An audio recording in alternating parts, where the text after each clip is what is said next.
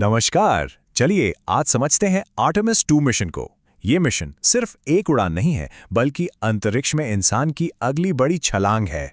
50 साल से भी ज्यादा का वक्त गुजर गया जब इंसान ने आखिरी बार पृथ्वी की निचली कक्षा से आगे कदम रखा था।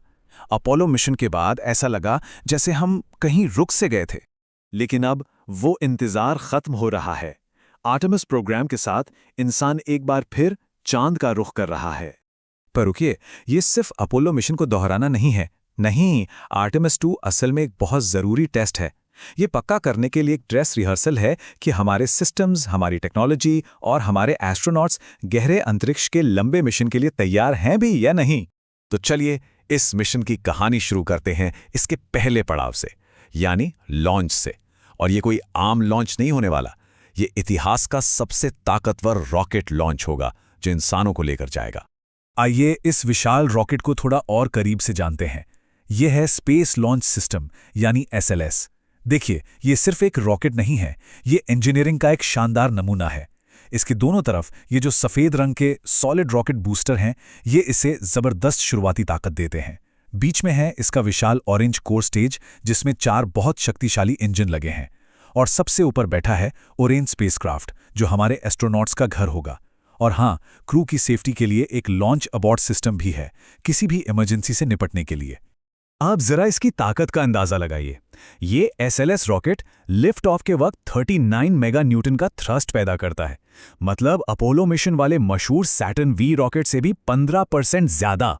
ये सच में जबरदस्त पावर है। और सोचिए वो पल जब लॉन्च अनाउंसर की आवाज़ मिशन कंट्रोल और पूरी दुनिया में गूंजेगी, जो इंसानी खोज के एक नए दौर का ऐलान करेगी। लॉन्च के बाद के पहले कुछ मिनट बहुत ही अहम होते हैं। सब कुछ घड़ी की सुइयों के साथ चलता है। देखिए, सिर्फ 2 मिनट के अंदर वो बड़े सॉलिड रॉकेट बूस्टर अपना काम करके अलग हो जाते हैं। 3 मिनट पर इमरजेंसी वाला लॉन्च अबॉर्ट सिस्टम भी हटा दिया जाता है। और ठीक 8 मिनट पर मेन ऑरेंज कोर स्टेज भी अलग हो जाता है और हमारा ओरियन अपनी आगे की यात्रा के लिए तैयार हो जाता है। एक बार ऑर्बिट में पहुंचने के बाद मिशन का असली काम शुरू होता है। ये 10 दिन की यात्रा सिर्फ चांद तक जाने आने के लिए नहीं है, बल्कि ये ओरियन स्पेसक्राफ्ट का एक बहुत ही कड़ा इम्तिहान है। क्रू ने अपने कैप्सूल को एक बहुत ही खास नाम दिया है, इंटेग्रिटी। इसके अंदर एस्ट्रोनॉट्स हर एक चीज को बारीकी से टेस्ट करेंगे, सांस लेने के सिस्टम से लेकर कम्युनिकेशन सिस्टम तक, और गहरे स्पेस के खतरनाक रेडिएशन से बचाने वाली शील्ड तक को। मकसद ये है कि सब कुछ परफेक्ट काम करे ताकि भविष्य के लंबे मिशन किए जा सकें। अब यह स्लाइड एक बहुत ही स्मार्ट नेविगेशन कॉन्सेप्ट दिखा रही है। ओरायन फ्री रिटर्न ट्रैजेक्टरी नाम का रास्ता अपनाएगा। इसका मतलब है कि ये चांद के पास से ऐसे गुजरेगा कि चांद की ग्रेविटी ही इसे एक गुलेल की तरह खींचकर वापस पृथ्वी की ओर फेंक देगी।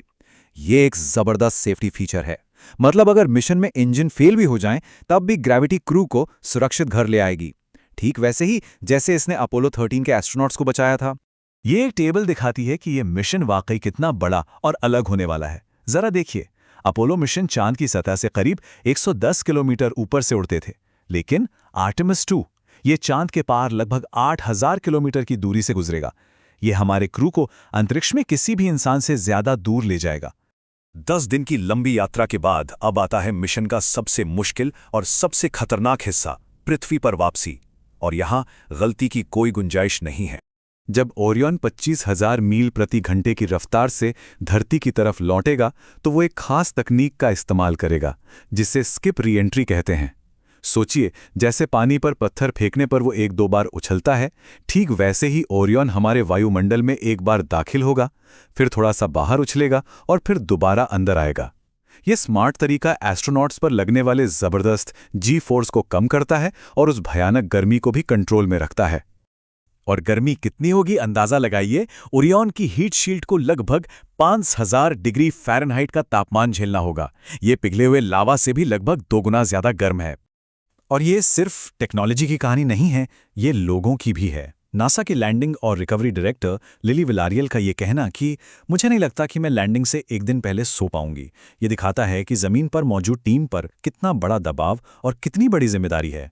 इसके बाद शुरू होती है रिकवरी की प्रक्रिया, जो किसी हॉलीवुड फिल्म के सीन से कम नहीं। एक बिल्कुल सटीक प्लान किया हुआ ऑपरेशन। प्रशांत महासागर में स्प्लैशडाउन के बाद रिकवरी टीमें पहले किसी खतरनाक केमिकल के लिए जांच करती हैं। फिर एस्ट्रोनॉट्स एक खास बोट पर बाहर आते हैं, जहां से उन्हें हेलीकॉप्टर से नौसेना के जहाज पर ले जाया जाता है। और आखिर में ओरियन कैप्सूल को भी सुरक्षित रूप से जहाज पर खींच लिया जाता है। तो आखिर ये सब इतना जरूरी क्यों है? इतना बड़ा मिशन, इतना जोखिम? क्योंकि आर्टेमिस 2 सिर्फ एक और मिशन नहीं है, ये अंतरिक्ष को देखने के एक बिल्कुल नए नजरिए की शुरुआत कर रहा है। इसे ऐसे समझिए, अपोलो प्रोग्राम का मकसद था झंडे और पैरों के निशान, मतलब वहां पहुंचना, कुछ सैंपल लेना और बस वापस आ जाना। लेकिन आर्टेमिस प्रोग्राम का लक्ष्य है वहां रहना, यानी चांद पर एक लंबे समय तक चलने वाला सस्टेनेबल बेस बनाना। एक ऐसा बेस जो भविष्य में मंगल पर जाने के लिए एक लॉन्च पैड की तरह काम कर सके। और जरा आगे की रफ्तार तो देखिए, ये वाकई कमाल की है। 2027 में आर्टेमिस 3 एक लूनर लैंडर का टेस्ट करेगा।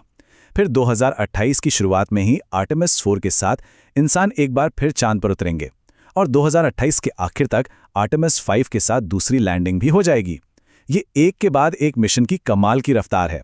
तो आखिर में मकसद सिर्फ एक मून बेस बनाना नहीं है, इसका असली मकसद है आने वाली पीढ़ी को प्रेरित करना, आने वाले साइंटिस्ट्स, इंजीनियर्स और खोजकर्ताओं को। आर्टेमिस 2 उस भविष्य की नींव रख रहा है। और ये एक बहुत बड़ा सवाल हमारे लिए छोड़ जाता है, आने वाली पीढ़ी इस नींव पर क्या बनाएगी?